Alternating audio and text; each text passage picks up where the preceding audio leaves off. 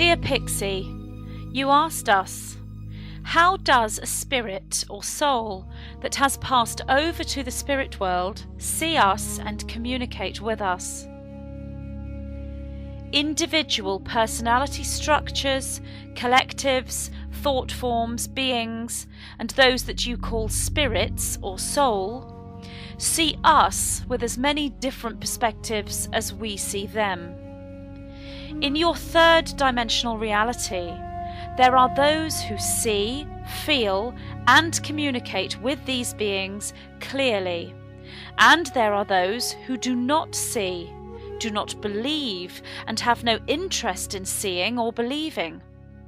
So too is it this way within the realm of spirit or the higher dimensional realities.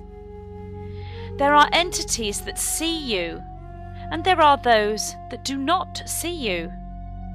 There are collectives that guide you, and there are individualized entities that do not believe in you, either because they do not know where they are or because their current reality is their only reality.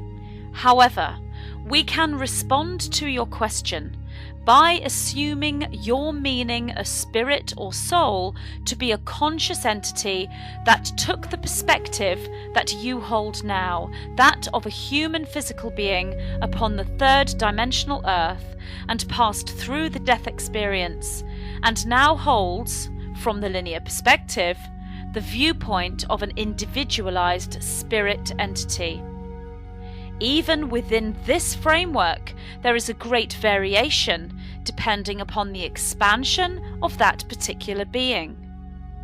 If this individualized entity still fully holds the memories and focused perspective of the human individual he or she was incarnated as, then this individualized entity will be able to see us through connection via emotion. The emotional body is held within the memory fields of the energy construct, the matrix, and it closely matches the expansion level that it held whilst in physical form. We speak here only from a linear perspective, as all non-physical and physical entities hold many perspectives, and their individual level of awareness will determine their perceived perspectives. Their individual level of awareness will determine whether they operate from a single point of perception or from a multi-tracked awareness. We speak here of the spirit entity that operates from a single point of perception within a linear perceived reality, that which many know as the fourth dimension. The emotion experienced by this individualized entity gives rise to its experience, and even though they experience predominantly a linear reality, the time frame they work within is a non-linear one. There is a certain past, present, future timescale available to the individualized entity, yet this timescale stands within limitation. If the expansion holds limitation, so too shall the perceived reality experience, as in truth these are one and the same. The entity's emotional pattern and thought pattern will determine where within that past, present, future timescale that they find themselves. This can be envisaged like a replaying of a recording, and an individualized entity can choose how often they replay this recording. Actual physical reality also influences the individualized entity's experience. One scenario may be that a loved one or a relative still existing within the perspective of the physical reality experiences strong emotion. This strong emotion can call, if you will, the individualized entity into the sphere of experience of the loved one. Depending on awareness and expansion of the individualized entity, a future time scale, based on most likely probability, can be seen, if you will, by that individualized entity.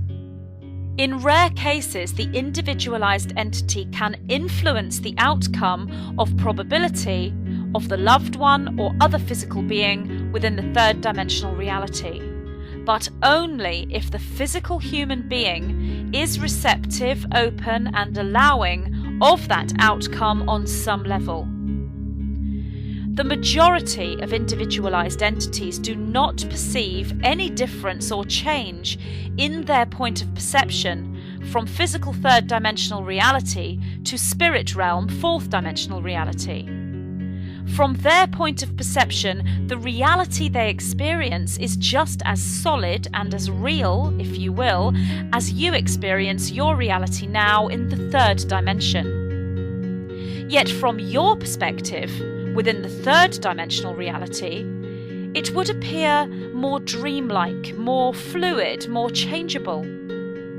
Individualized entities with a higher level of awareness and expansion will perceive the differences and will have a wider past, present, future time frame with which to navigate. This will be especially the case for individuals who allowed spiritual practices within their physical lifetimes, such as meditation and out-of-body travel. You asked us, how do we tune our radio, so to speak, so that we can see and communicate with them? There are many ways in which this can be done. Often an infant is born with the ability to do this. The dial is already tuned into that radio frequency, if you will. Yet every single human being has the ability to do this. Getting into a clear state yourself is the way forward. Becoming receptive and allowing, becoming fluid, in a state of flow, energetically, not in grasping need or in desperation or frustration. Working on your own emotions, your own issues, your own vibration tunes that radio.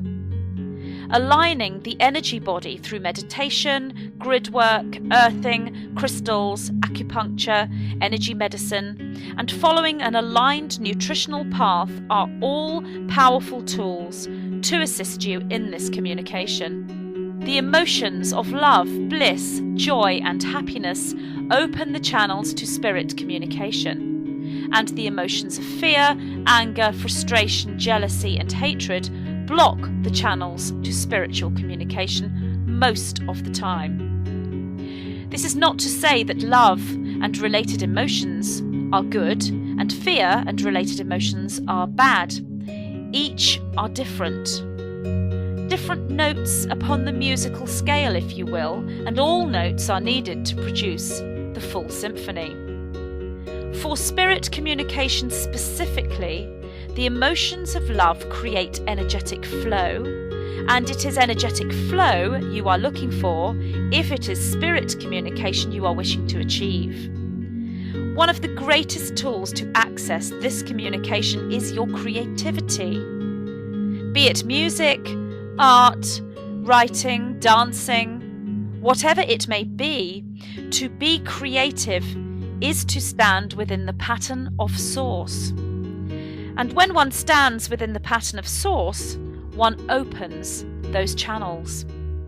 Your creativity also gives you a unique pathway to spirit communication. For often, the musician communicates with spirit through music, the actor through the spoken word, the artist through the images and symbols upon the canvas or other physical creation, the scribe through the written word upon the page. We would also point out that as you move through points of expansion, so too do you shift through points of creativity. There are a great many of you within the third dimensional Earth reality now in your year of 2014 who access many different points of creativity, therefore accessing different modes of spirit communication. Your dreamtime reality is another gateway into this communication. For as you sleep, your brainwave frequencies become more aligned with the non-physical dimensions and the beings that exist there. Most importantly, each method of accessing communication with spirit realms and higher dimensions is unique to you. There are teachers, advisors, texts and methodologies, and whilst these are highly useful and often necessary, none is greater than your own unique methods. Your inner teachers are the teachers to hold in the highest regard when it comes to methods of spirit communication. What you see and feel within your inner realms are right for you if they bring with them feelings of love, joy and bliss, for that is your alignment. If what you see and feel within your inner realms bring feelings of negativity, then this in itself is a teaching, a message, a pointer in the direction that is the opposite of where you want to go. This is just as necessary within your spiritual learning, and it is at these times that you strive ever harder and reach ever higher to access the states of love, joy and bliss, and find alignment. No emotion is wasted. No feeling is to be dismissed. No sight is unhelpful. No teaching is useless. All is a note within the overall symphony. One simply learns to navigate, directing your ship towards the light and embracing and integrating the patches of darkness, fear and confusion along the way. Learning to navigate your life this way is in itself spirit communication. For spirit, source, living energy is all around you and within you. It is you. The greatest spirit communication is the communication with self. For self is spirit. Self is source. All-knowing source that each and every one of you embody. We are the white-winged collective consciousness of 9.